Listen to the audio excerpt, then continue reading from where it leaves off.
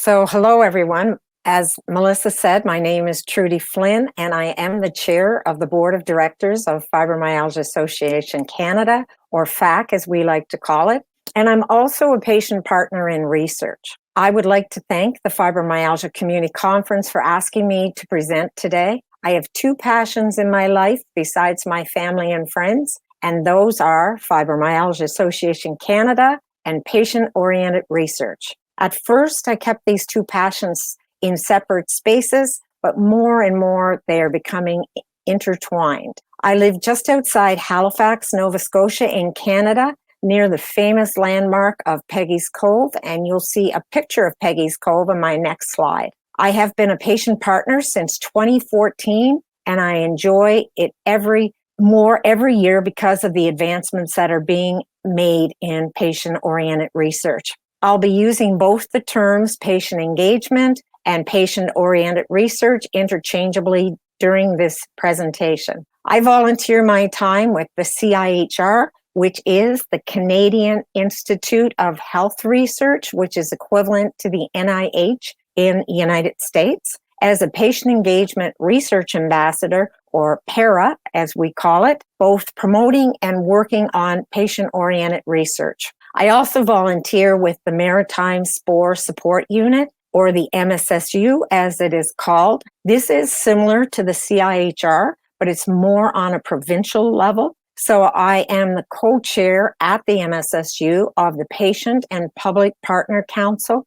I also sit on many committees at the MSSU and I am involved in research projects both with the MSSU and nationally across Canada. I am passionate about patient engagement and research, and that's why I enjoy doing presentations such as this to help educate and promote patient engagement. So although we come together from many different places to take part in the Fibromyalgia Community Conference, I would like to acknowledge that the land I live on is Mi'kmaq, the ancestral and unceded territory of the Mi'kmaq people. This territory is covered by the Treaties of Peace and Friendship, which Mi'kmaq peoples first signed with the British Crown in 1726. The treaties did not deal with the surrender of lands and resources, but in fact recognized Mi'kmaq title and established the rules for what was to be an ongoing relationship between nations.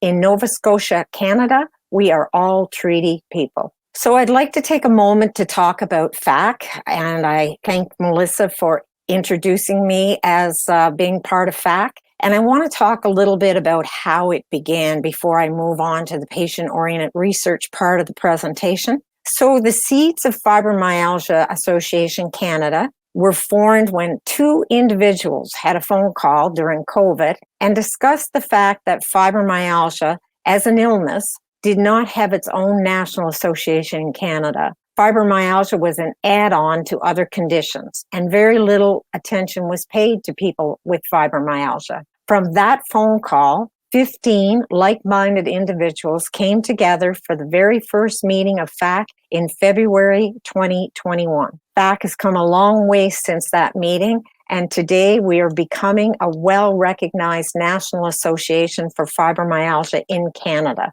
Researchers are reaching out to FAC from around the world, asking us to share their research and to help them recruit research participants for their studies. FAC advocated for Bill C-22, which is a Canadian government act to reduce poverty and to support the financial security of people with disabilities like fibromyalgia, and many of FAC's recommendations to the government were incorporated into the final bill. And on May 12, 2023, 133 Canadian buildings and landmarks lit in purple to help FAC raise awareness of fibromyalgia and Fibromyalgia Awareness Day. Proclamations were given in many towns and cities across Canada, declaring May 12th as Fibromyalgia Awareness Day. Well-known Canadian organizations recognized Fibromyalgia Awareness Week 2023, which was held in September, even though it's only the second year that week has been held in Canada. So FAC is a national association, and it represents all of the fibromyalgia communities across Canada. We're committed to being a national association for all Canadians, regardless of where they live, what language they speak, and their accessibility needs. So with the help of volunteer translators, we are able to provide a bilingual English and French website. So if there are any Canadians listening to this and you're not already a member of FAC, you can sign up at the link on this slide. It is www.fibrocanada.ca/membership, and go to the bottom of the page and click Join Now. If that doesn't work for you, just email admin@fibrocanada.ca. So moving on to patient-oriented research. So setting the stage for my discussion today, this presentation is going to go through the who, the what, the why, the when and where, and the how of patient engagement in research or patient-oriented research. So throughout this discussion, I will cover who even is the patient, when is patient engagement or patient-oriented research, what is it, why do we even need this, can't we just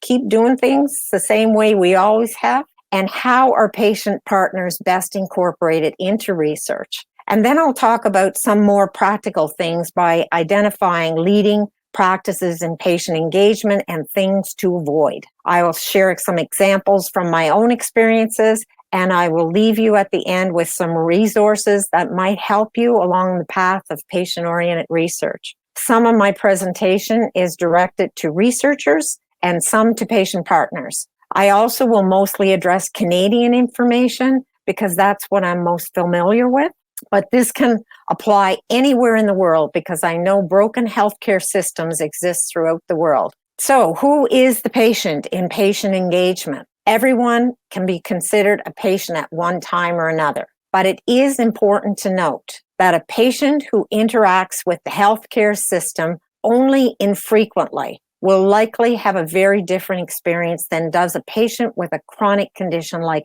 fibromyalgia. A patient from a racialized community will have a very different experience than someone from the white community. And a patient who works within the healthcare system will likely have a different experience than someone who is not in the same privileged position. Experiences are entirely different for every patient. And that's why having more than one patient partner on a research study is so important, both to get different opinions and also to make your patient partner comfortable. So, who are the patient partners that become involved in health research? Well, I'm an example of a patient partner who is involved in research. I am a medically retired nurse with the last years of my career in geriatric nursing, focusing on dementia. And as life happens, my mother developed dementia, and I became her primary caregiver until her condition deteriorated and I could no longer provide the care she needed at home. So I had to put her into long-term care.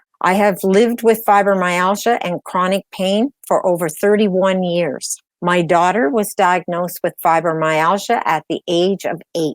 My grandson has had all the symptoms of fibromyalgia since he was 6 and has struggled to get diagnosed. He's 17 and is still not diagnosed. He's been told he's had growing pains since he was 6 years old. He's now, as I said, 17 and is 6'3" tall and still has the same pain and all the other symptoms of fibromyalgia. So doctors and researchers, you have to listen to your patients and you have to get beyond misconceptions, like children cannot get fibromyalgia. This is true in your medical practice, and this is true in your research. I have told you this story because this is the background that formed my research interests, not just as a patient, but as a caregiver, and it makes a world of difference. The different experiences you have influences how you can influence a research study. So I first became involved in patient engagement by answering a newspaper ad looking for people with fibromyalgia to take part in a clinical trial. And just to note, being part of a clinical trial is not patient engagement. But as a result of that clinical trial, I was asked if I could take part in a James Lind Alliance Fibromyalgia Priority Setting Partnership that was being funded by the CIHR. I was asked because they wanted someone from the East Coast of Canada to balance their team. I was a nurse, a patient, a caregiver, so I checked off all the boxes. The James Lind Project involves patients every step of the way. And the James Lind Alliance is very interesting. So if you have some time, Google it, and you'll see that they truly practice patient-oriented research with different health conditions. So I was part of the original steering committee of this project. I helped write the surveys that went out to the people with fibromyalgia and their clinicians. And this survey that we developed asked what their priority research questions would be. If people with fibromyalgia and clinicians could decide, what would their priority research questions be? I helped analyze some of the data from the surveys. I was part of the process of first getting the survey's results down to 40 questions, and then down to the top 10 research questions that people with fibromyalgia and their clinicians would like to see researched. I was also part of the team who wrote and edited the research article that was published in the Journal of Pain. The James Lind process is research at the empowerment stage of the IAP2 scale, which I will discuss in a few minutes. This is the gold standard of patient engagement. Many patient partners have extensive experience either as a patient, a family member, or a caregiver. Others have been in part of the healthcare system in a professional manner for quite some time. We are a diverse group of people with an array of backgrounds and experiences, but all of us are passionate about improving the quality of research and thus improving the quality of healthcare in Canada and around the world. So patient-oriented research recognizes that patients have lived and living experiences of their health condition or conditions and their healthcare system. Patient engagement in research values this knowledge and engages patients as partners, connecting them with healthcare providers, decision makers, and others to conduct research that's relevant and applicable to improving the healthcare system. I learned many years ago that research that does not include the patient voice does not truly represent the community the researchers are trying to reach. So meaningful engagement requires authentic, timely, and mutually beneficial relationships between the patient and the research team. The word timely is very important because when researchers involve patient partners is key. Patient partners should be involved at the very beginning when the research team is identifying the problem and forming the research question. This is a really important point because what a research team identifies as a problem may not be seen as a problem by the people with the condition that the research applies to. So it's part of that nothing about us without us. Sometimes researchers are intimidated by the patient and their voice, but they definitely don't have to be. What the patient has to say is valuable and can make a positive difference in the researcher's work. So I'm going to speak first about relationships of patients and caregivers and families with their healthcare provider and compare that to research. So who is the expert in knowing whether a diagnosis is perfectly accurate? How will that diagnosis go on to affect the individual, their health, and their ensuing healthcare? Patients should have a say on their individual care from the very beginning with the diagnosis through to the outcomes of care. This is the great contribution of patients to doctors who are willing to listen to their patients. And this can be applied to research as well. So who is the expert in knowing what the research team should be asking? How will the research go on to affect the individual, their health, and their ensuing health care? Patient partners should have a say in research that affects them right from the beginning through to the outcomes. This is a great contribution of patient partners to researchers who are willing to listen to their patient partners. My parents used to think that their doctor's words were law and not to be questioned. I was a nurse and I didn't agree because I was witnessing what my parents were actually going through. When I would tell them I disagreed with something their doctor had said, they wouldn't even listen to me. The doctor said it, so it must be right. So I thought my mom might be developing dementia, and I brought my concerns to her doctor. He had every excuse as to why she had her symptoms. depression, cardiac issues, loss of sleep, but not dementia. 10 years later, my mother died with Lewy body's dementia and Alzheimer's. Those days of just blindly accepting what a doctor says are gone. Patients are not so willing to let doctors dictate the way their treatment will go without input,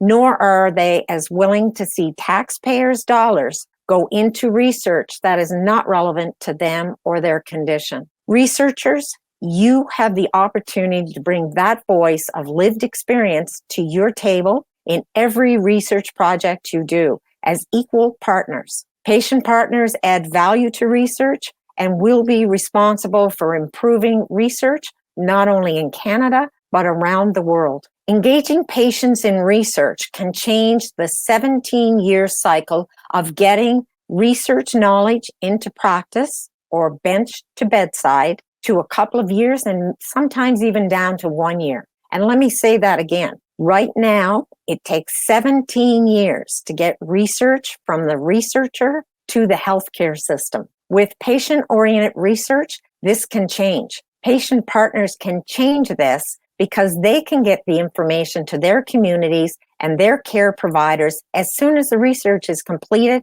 and published. So continuing on to the why question, if you notice on this slide, Canada and the United States are ranked amongst the highest or the top in the world for scientific impact of its health research. Canada has a high-quality public health care system, a public university system, and dedicated clinical healthcare workforce. So clinical and health services research teams are distributed across universities, teaching hospitals, other centers, and involve many disciplines of research. Many groundbreaking studies have been conducted and led by Canadian researchers. And despite this research impact, we still have major problems with healthcare in this country, only have been exacerbated or highlighted by COVID-19. So we have high impact research. So maybe we just need more research to improve the healthcare system. So what do you think? Well, it's not always the case that more is better, because as you can see by this slide,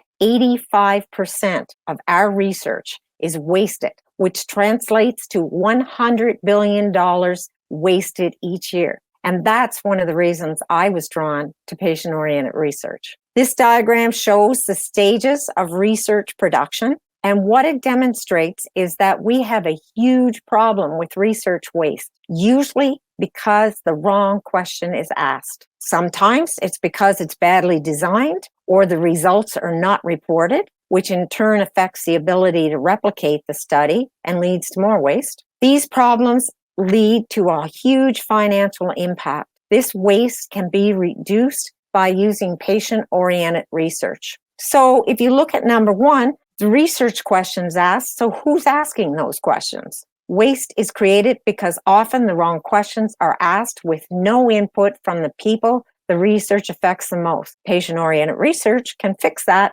because patient partners know which questions should be researched better than someone without the condition being studied. So the avoidable flaws in the study design is a huge waste of research dollars. Having a patient partner on the team can help reduce this waste because they will be able to point out any biases or design flaws. And this surprised me, completed but unpublished research. If patient partners have taken the time to be involved in a research study, they'll push the research team to publish the results. It's amazing to me that 50% of research isn't even published. So poor or unusable reports of research. Well, patient partners don't like to waste their time, and they will work very hard to ensure that the research they are part of is usable research. Patient-oriented research can reduce research waste. We need less research, better research, and research done for the right reasons. This all lines up with we need patient-oriented research. So if Canada has this high-quality research impact that we saw a couple slides ago, we have lots of evidence that we do. So besides the waste in research, why do we still have problems in our healthcare system? So if you look at this, Valley 1 illustrates the gap between basic biomedical research, which is in the lab research, and getting it to the clinical science and knowledge stage that's usable by patients and their clinician. Canada has a decreased capacity to translate the results of discoveries generated in the lab to the bedside or the care side. We aren't very good at that. And Valley number 2 illustrates the gap between clinical science and knowledge and health decision making and clinical practice. This valley represents the limited capacity to simplify, circulate, and use research studies more broadly into health research decision making and clinical practice, which means in plain language, it is the limited ability of researchers to get their research to the people who need it. And once again, I'm highlighting that 17-year gap from research to practice. So we know we have a gap in implementing available evidence. And this gap, unfortunately, results in up to 50% of patients not getting treatments of proven effectiveness. 25% get care that's not needed or potentially harmful. So again, we need to move evidence into practice more quickly. It's financially imperative to allocate resources to be most effective and cost-effective interventions. So including patient partners in research studies will ensure a better return of investment in all research. What good is research if it doesn't help the people who need it, or it doesn't get to the clinicians who can use it to help their patients live with their conditions? All these issues that you've seen in this slide and the previous slide can be fixed using patient-oriented research. So this is the spectrum that I was talking about, the IAP2, or the International Association of Public Participation for Engagement. So they looked at engagement goals and how people or patients, communities were being used to help research. So while it's significant to think of patient engagement, making it to that empowerment stage, the collaboration stage is usually where we generally try to aim, knowing that even the collaborative stage is often difficult to obtain in our current research climate. So the informed stage on the far left is the we will keep you, the patient, informed, and is accomplished through fact sheets, websites, and open houses. This is not patient engagement or patient-oriented research. The consult stage is the we will keep you informed, listen to and acknowledge your concerns and aspirations, and provide feedback on how patient input influenced the decision. And this will be through patient comments, focus groups, surveys, and patient meetings. Still not patient engagement or patient-oriented research. The involved stage is the we will work with you to ensure that your concerns and aspirations are directly reflected in the alternatives developed and provide feedback on how patient input influenced the decision. This will be through patient workshops and deliberate polling. It's getting closer, but it's still not patient engagement or patient-oriented research. So collaborate. Collaborate is the we will look to you for advice and innovation in formulating solutions and incorporating your advice and recommendations into the decisions to the maximum extent possible. This will be through patient advisory committees, consensus building, participatory decision-making. This is patient engagement or patient-oriented research and will involve having patient partners on research teams. And to move up to the empowerment stage means that what a patient partner decides will be implemented. And this will be through patient research and delegated decision-making. This is the gold star in patient engagement, not often achieved, but always strived for. So there are many roles that a patient partner can play in research. Remember, patient partners, though, are much more than their illnesses. Researchers should especially remember this. Don't undersell the skills of your patient partners. They could have been data analysts in their pre-illness days. I've often heard from researchers that they only include patient partners in the parts of the research that they deem the patient partner is qualified for. And like I said, how do you know that if you don't know your patient partners? It's important. Patient engagement in every aspect of research will add valuable insights from patients' lived and living experiences. It will bring meaningful outcomes that could meet the patient partners' community's expectations, needs, and preferences. It can help reduce healthcare costs and improve dissemination of research findings. That means dissemination of research finding means getting the information out there to the people who need it the most. So who better than a patient partner to tell you what the priority of research for their community should be? Even if there are stages that they're not skilled in, they should still be included in that process. And you'll have, as researchers, you'll probably have other members of the team who are not skilled in certain areas as well. And you can include patient partners and teach them both how to do things like data analysis. Patient partners are important and valuable at every aspect of research, but two areas that patient partners excel in that I've already mentioned are getting the knowledge out there to other people with fibromyalgia and to the clinicians who look after them.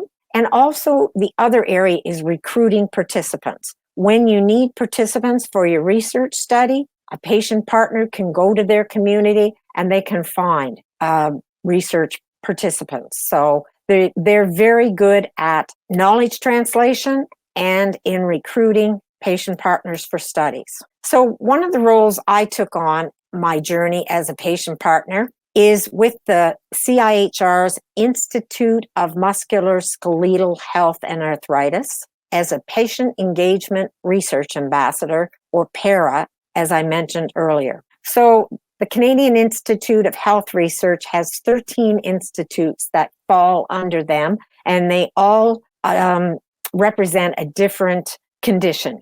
So I have fibromyalgia, so I fall under the musculoskeletal health and arthritis. So that's where I mostly do my work. And so as a para, I have enjoyed working with the Institute of Musculoskeletal Health and Arthritis. So the para group got together and we determined by various means that there was a gap in teaching resources for patient engagement or patient-oriented research. So we developed a course with 4 training modules called a how-to guide for patient engagement in research. So I'll give you just a brief overview of the modules. And if you want to learn more, the link will be at the end of the presentation in the resources. Taking each module, you'll get a certificate for each module. And when you complete all 4, you'll get a certificate for the course. The modules that the para designed are not disease specific. It doesn't matter what research is being done or what the condition is. They're really meant for any situation where patients and researchers connect to do research. These modules are based on best practice and gold standards in the area of patient engagement. So module number 1 is intended for everyone on the research team. It's a basic introduction to patient engagement in research. This module covers the what is patient engagement, why do we do it, what are the benefits, and how do we do it. So this first module is based on building a foundation before we move on to the research process. So module number 2 has 2 parts, one for the patient partners and the other for the researchers. So module 2A is intended for patient partners, and it covers the role as a patient partner and their involvement with the research team. This module makes sure the patient partner understands the research process. We wanted patient partners to be as educated and comfortable with the research process as possible. Module 2B, designed for the research team, is about supporting patient partners throughout the research process. We wanted to identify what research looks like with patient partners on the team and how researchers can support patient partners around the table. The module also discusses challenges for research teams that are unfamiliar with patient engagement. Module number 3 is once again intended for all members of the research team and is about setting up a research project for successful partnership. This is what we all want, successful patient engagement in research. The more involved a patient partner is on a research team, the more influence they'll have on the outcome. So some of the aspects that come up in this module is what works, what doesn't. When things don't work, what do you do to get the project back on track? Module 4 is again a divided module with both parts discussing some of the practical aspects of being on a research team. So Module 4A requires a patient partner to understand the practical aspects of being on a research team and to identify resources that might be valuable to support them in research projects. For the other team members of the research team, Module 4B will help researchers and the research team to understand all the questions the patient partner might have. There's a different tone and flavor to the meetings when you have someone on your team with lived or living experience of the condition you are researching. It's up to the researcher to set the tone for the team to make sure everyone's well-being is being listened to and addressed. So, speaking to the researchers, you need to break out of your comfort zone. Regardless of the role,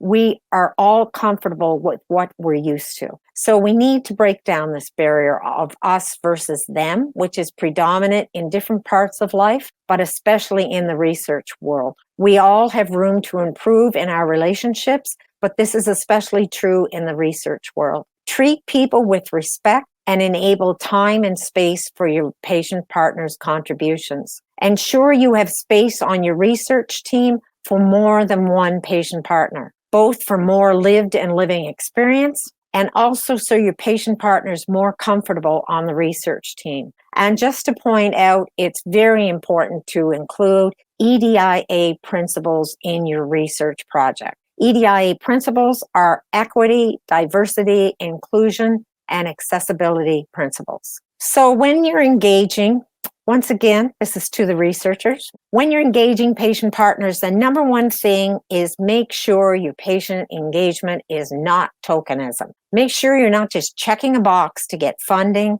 or checking a box so you can say that you practice patient-oriented research. I was asked to be on a research team, and it was pretty obvious from the start that I was asked because the funder of the project insisted on patient engagement being part of the project. It was a 2-phase project, and the first phase was already completed without patient engagement. And I was told by the researchers interviewing me that it was well done and there was no need for patient engagement. And the only reason I was being interviewed was because the funder insisted. Now that's blatant tokenism. Needless to say, I did not accept the position.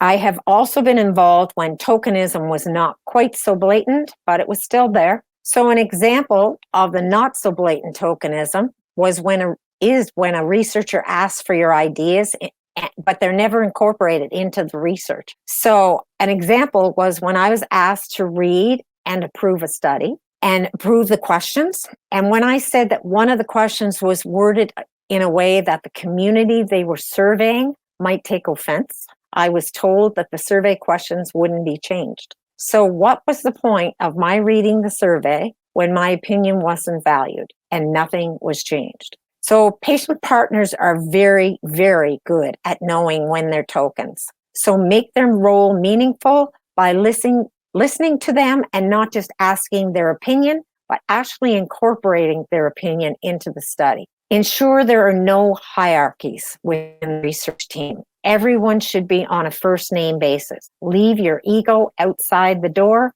and don't use titles for people. Ensure that patient partners are directly put onto the agenda so they feel they have a place to share their thoughts and they come prepared to speak at the meeting. Make sure the patient partner understands exactly what the project is and what it's going to entail. Make sure all the team members are introduced at each meeting. Remember, you may know your team, your patient partner may not, and keep in touch with your patient partner. If there's going to be a lull in the project, make sure they know that so they don't think they've been forgotten. It often takes a long time for the research ethics board to give approval. And if patient partners aren't aware that that's the stage the research is at, they may just feel like you've forgotten them. I've been involved in projects where it's taken 6 months or longer to receive the approval from the research ethics board. And in that time, I've never been contacted. So I did think that I had been forgotten. I thought maybe the research had fallen through or they just decided they didn't want a patient partner. So when I was contacted, I was surprised to see that the research was still happening. And that's not the way it should be. That doesn't happen to the research team. They're aware of what's happening at every step of the way. So patient partners should be aware as well. And as I mentioned before, it is best to have more than one patient partners, so you get a variety of ideas. So I would like to thank the Fibromyalgia Community Conference again for the opportunity to present today and share my knowledge around patient engagement and patient-oriented research. I really enjoy doing these presentations because I like educating, and I really do believe this is the way research should be going. So I like to do these presentations and share that knowledge. So I'm ending my presentation with a list of resources that I had promised that will help you embark on your patient engagement or patient-oriented research movement. And if you notice that final resource or the training modules that I was discussing that the CIHR para group had developed, I believe that education is the key to making patient engagement in research or patient-oriented research a reality. So thank you everyone for your interest and attention.